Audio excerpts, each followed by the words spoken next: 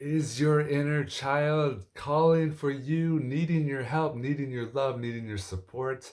Are you being called or asked to do some inner child work to reconnect with this part of yourself, to heal this part of your life in order to move forward? You see, so often we are feeling stuck in our life, unable to move forward towards our visions, our dreams, or simply in our ability to find peace, love, and happiness and success in our life because our inner child or something in our past, something in our shadows, the limiting thoughts and beliefs that we've developed over time that come from our childhood continue to pull on us, continue to stop us from moving forward.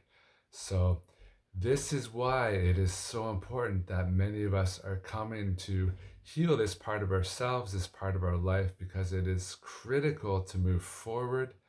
And it is more than common, more than we realize, how we are all affected by our wounded child here now, and potentially in some cases for our entire life until we reach the end and realize these parts that we weren't able to heal in ourselves. So today I'm going to share with you some insight around this, some general realizations around connecting with and healing this part of our inner child, and the general traumas that we've experienced in terms of not given the security, safety, and really the unconditional love that we needed to support ourselves and to honor ourselves as emotional beings. As humans, we are very powerful, but we're also very sensitive. We feel things very deeply, and of course, some may be connected to these feelings more than others, and therefore be deeply impacted more than others.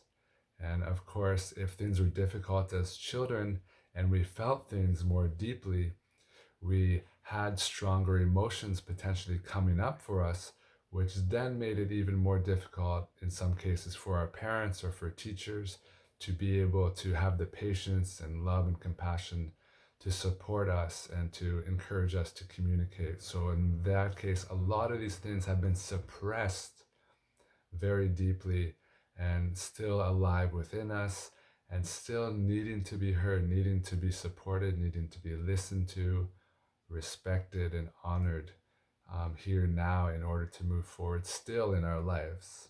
So, um, a bit about myself. I've been on this healing journey for the last 10, 15 years, really dedicated towards this since my sister's suicide, which happened many years ago, bringing me into awareness in her struggles and allowing me to see how myself and all of us in general have gone through things which make life difficult, and how we can lead down this path of pain and suffering, partly because we are simply disconnected from our emotions. So, a big part of my process as a man was really to come back to my emotions, to allow myself to feel what I'm feeling and to understand them furthermore. So, that's been a deep part of my process.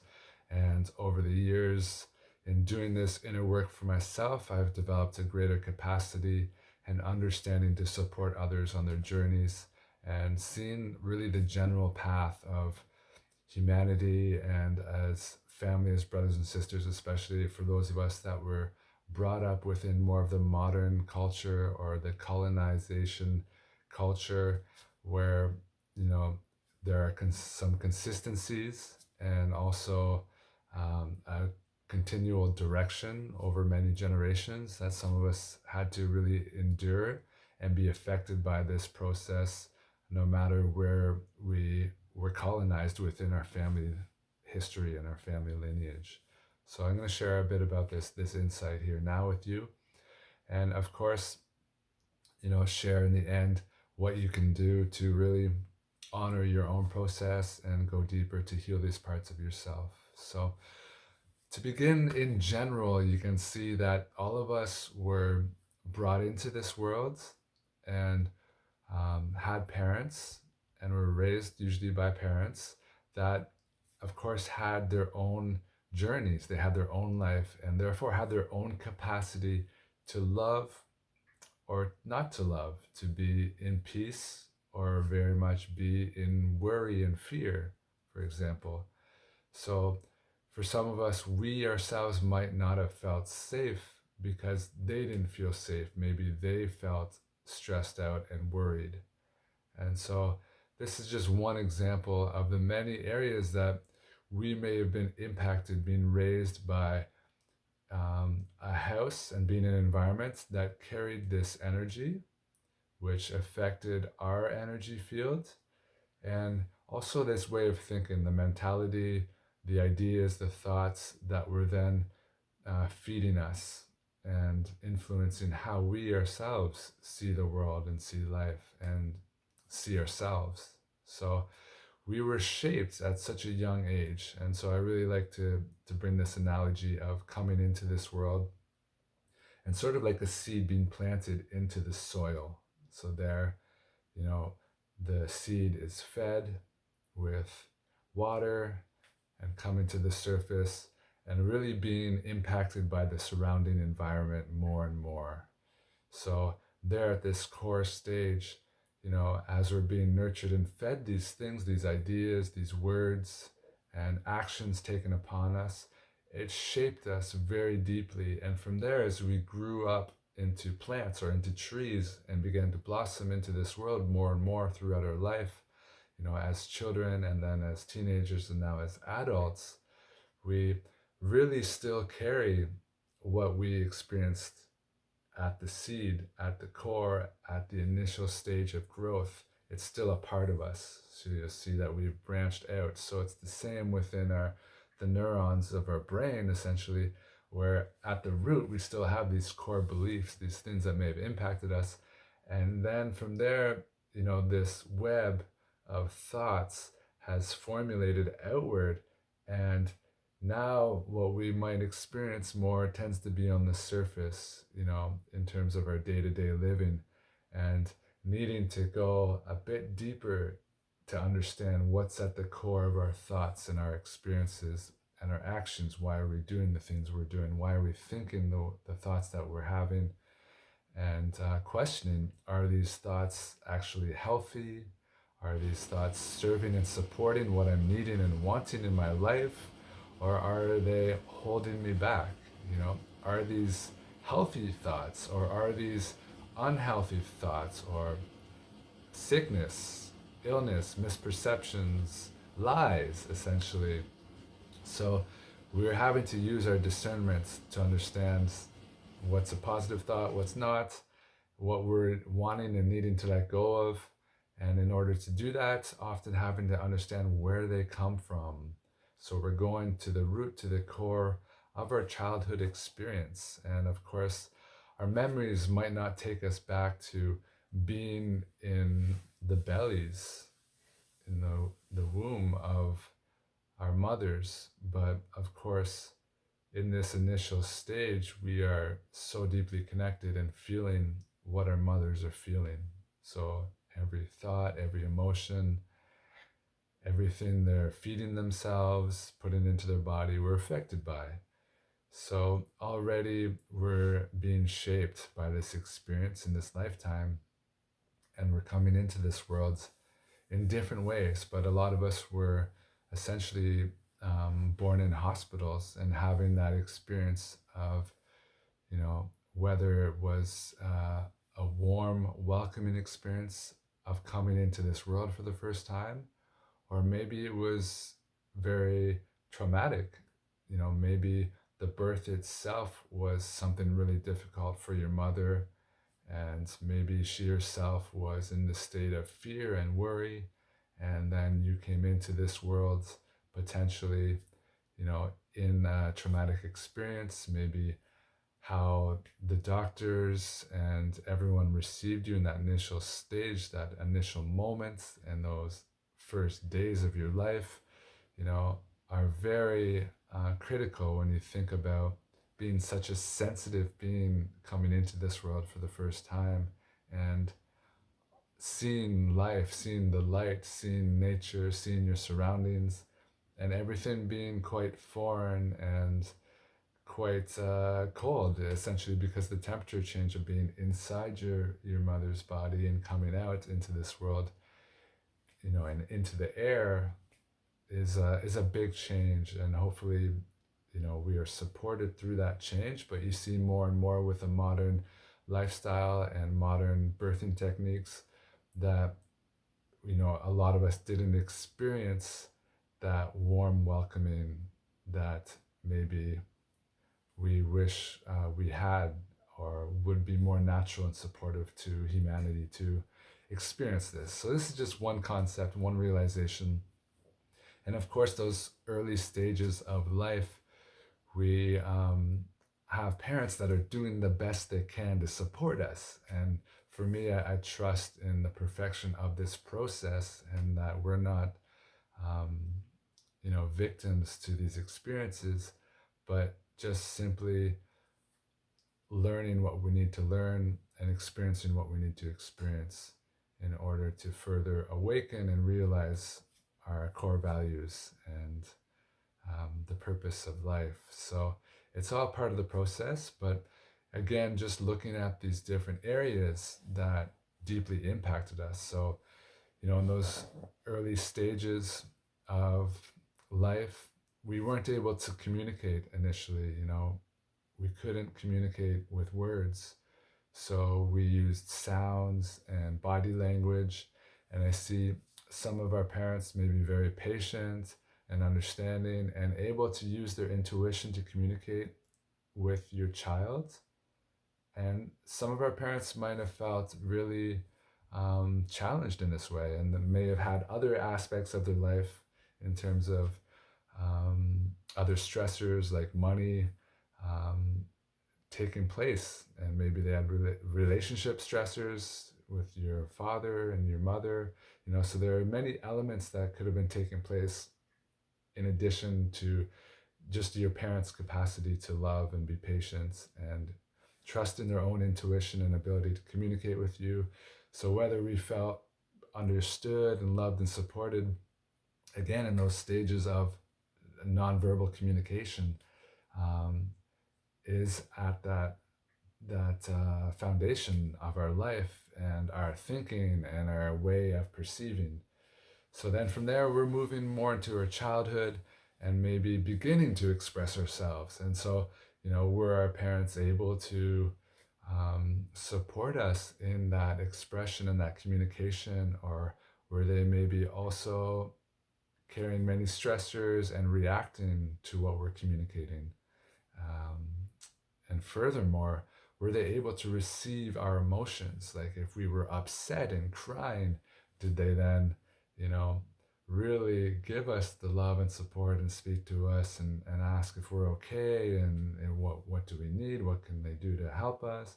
There wasn't necessarily a healthy dialogue and communication, but sometimes really strong reactions towards our emotions, towards us being upset, us being angry, us being sad, us wanting what we want and not being able to always have it. So there are so many things that we as young children and babies really bring towards our parents and challenging them. And so it's natural that they're not always in that space or have that capacity to provide that support to us, unfortunately, especially within the context of society which we're currently living in and deeply affected by.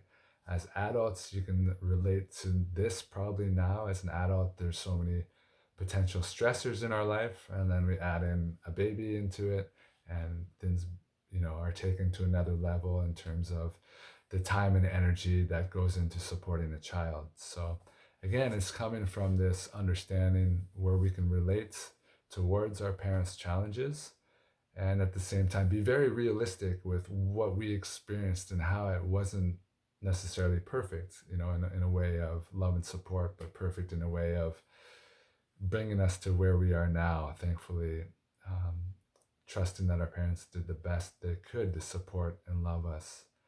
And now we're continuing to go through this journey a bit more. And a lot of us were, brought into then the schooling system. And again, if we were just to trust in the innocence of all of creation and this whole process and the systems that exist, and including the schooling system, we can see that we were put in environments with many other kids, and often just like one or two teachers in each classroom with many kids. And so they too were not necessarily in balance, and had to really create strict guidelines for us to exist as a group and essentially be taught things that you know they felt was important for us. So it wasn't necessarily based on our human values, but the values of society, in recognizing the importance of reading and writing and doing math and having these important skills, but not always really honoring again the human sensitivity and our need to be able to communicate in healthy ways, the need to be able to express ourselves, the need to be able to process our emotions.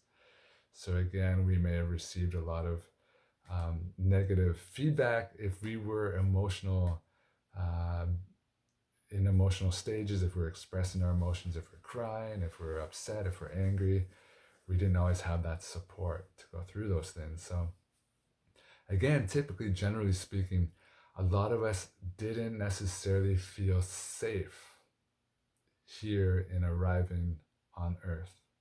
We didn't feel safe to express ourselves in a lot of cases, where over time we may have, you know, growing up throughout our childhood, suppressed more and more and be willing to express less because of the response that we've had from others, from our parents, from teachers, from friends who also, like, people around us, they all had their own experiences within their households, and we're not always in healthy environments either. So then we're furthermore impacted by their challenges. And so, our childhood could be very traumatic in such subtle ways that we may now as adults look back at it and think, I had the perfect childhood, like everything was perfect, I had no problems.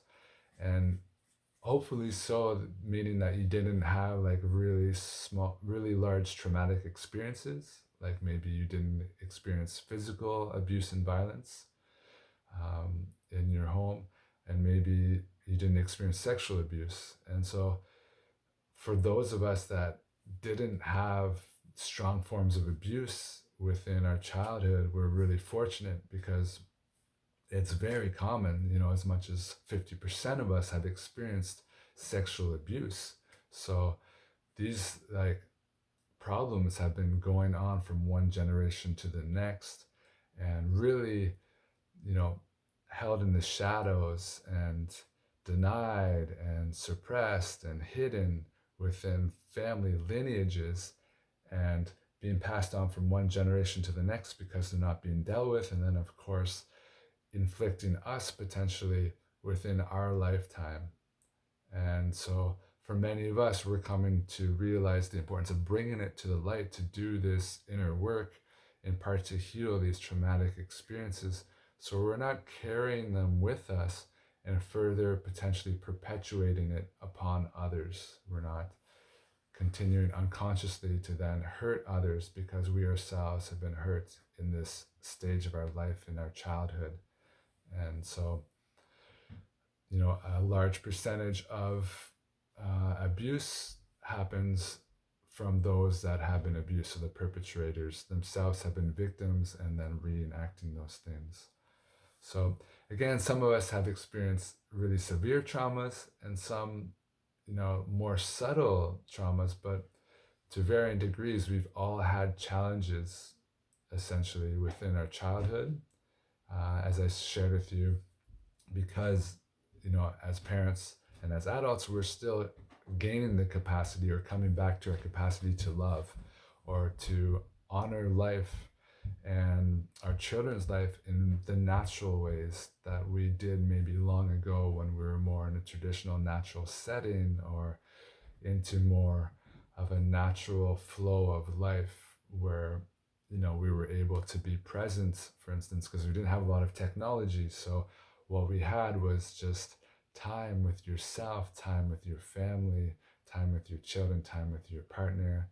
And so you were also a lot more time outside in nature and really in a calmer, more peaceful, natural state of mind, generally speaking. So, naturally, long ago, our parenting abilities were intact because it's part of our innate nature to love, to give support and protection towards the people that we love in our life, especially our children. So we've kind of like lost our way within the development of society and this colonization process. And furthermore, this dismantling of the family unit based on the many additional stressors in life and distractions have impacted us, you know, even for those of us that were born within the radio and the TV generation, but even now, more so for those being born into the internet world and the world with smartphones and new technologies. As it's speeding up more and more and more and more, we have more distractions and therefore maybe have less patience and capacity to be present with the ones that we love. So this may be an increasingly large problem. So for those of us that are becoming parents, it's also important to do this work so that we can furthermore come back to this natural way of being there to support our own children. Okay, so how do we go now back to these core problems or traumas or experiences that we had to understand how to heal them, right? So here now, something might be manifesting where maybe I'm realizing that I don't trust myself, I don't feel worthy, I don't feel loved.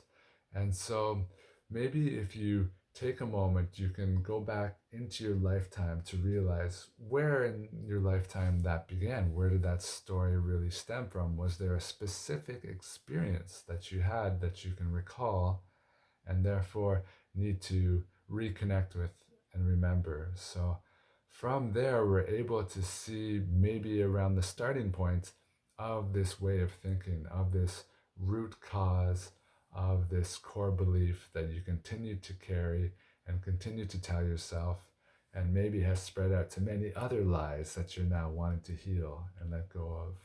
So from there, you can maybe meet yourself. You can go back, and typically I would do a process, and it's something I can help guide you through, and maybe we'll do another video. But generally what we're doing is we're going back to revisit and speak with this part of ourselves in this stage of life. So it really is as simple as closing our eyes and going back and visualizing you in this stage, seeing you and having this conversation with this part of yourself. Essentially the conversation that you wish that the adults around you in that moment in time were able to have with you in terms of offering you the love and support that you needed, for you to recognize that you're understood, that you're safe, that you're loved, and that you're free to express yourself and to experience whatever emotions are coming up for you. So we're having to give ourselves this capacity to do this and engage in this conversation to liberate this part of ourselves and furthermore liberate this core belief that has been holding us back. So we are from there, once going through this process of love and support, we are reuniting with this part of ourselves and able to travel from there throughout our life up to now to sweep away those many different illusions that we began to develop over time. So furthermore, we come back to realize the perfection of ourselves and of this life, and to acknowledge that we're safe and free to be the love that we are and to experience what we desire to experience in this world with all the greatest levels of success and wealth, or simplicity and abundance of love and time here with the people that are important to you in your life, to have healthy relationships, to do the things that are actually most important within this human experience. So you have this power to heal yourself, and you have this power to release these thought patterns and these core beliefs that have been holding you back.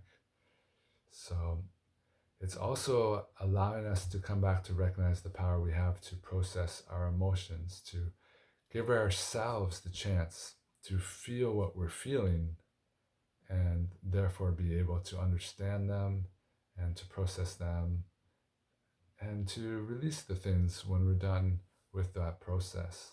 So this is one of the major things that I'm seeing. One of the major issues that we're having is the suppression of emotions and therefore disconnecting from our emotions because they're almost demonized, or we are demonized for feeling what we're feeling. So naturally we close them down, we stop feeling. And if we stop feeling things like sadness or anger, we're killing our capacity to also experience the positive aspects in terms of joy and love and excitement and passion for life and all those things. So this is why it's really important that we're in touch with our emotions and furthermore able to release any suppressed emotions that we've been carrying for throughout our lives, come back to our natural state and connection to our emotions, to feel what we're feeling in every moment that we're living, and to process things as they are arriving in our life in that moment without pushing them away. So we're into that natural state of processing things in the present more and more. And in doing so, we're not building up, we're not carrying things, we're liberated to enjoy the life and recognize this freedom that comes from this sense of lightness, because we're not carrying the heaviness and the burden anymore within our bodies, within our hearts. So it's a deep, deep process, but yet once we allow ourselves to go deeper and deeper into the roots and understand, what's at the core of our beliefs and touch those emotions and allow ourselves to feel what we haven't allowed ourselves to feel from the earliest stages of life. And in some cases, we may go deeper and deeper into even past life experiences, into experiencing things in other lifetimes that we've also maybe carried within our hearts, within our souls into this lifetime, and have maybe defragmented a part of us in terms of our ability to feel safe and to feel loved here on earth. So it's a deep, deep process, and in a sense, it never really ends. Like our inner child is always needing love. So we're always needing to hear this part of ourselves and to listen and to speak with it and to share how much you love and support, to remind ourselves that we're safe, to remind ourselves that we're loved, that we're worthy, that we're amazing beings that we are. So, as children, we depended upon our parents to give us this. And now as adults, we're learning to be our own parents and relate to this part of ourselves, this inner child, or this, what we could call our lower self, the shadows that we're carrying, to bring it to the light with love, with compassion, in the ways that we deserve as humans and the ways that we desire and even need as humans and didn't always have. So we have the power to heal ourselves, to love ourselves, to free ourselves, and most importantly, to recognize that we're safe and able to be here at peace. So I encourage you, if you feel, to reach out if you're interested in doing a inner child healing journey process. Reach out to me or subscribe and like this video, and I will soon also do an inner child video healing process specifically around the things that I've shared, so you can utilize that tool as well. But if you have any questions, any comments about your healing journey, please feel free to comment here below. and sending you lots of love and many blessings in this day because you are love and you are magic.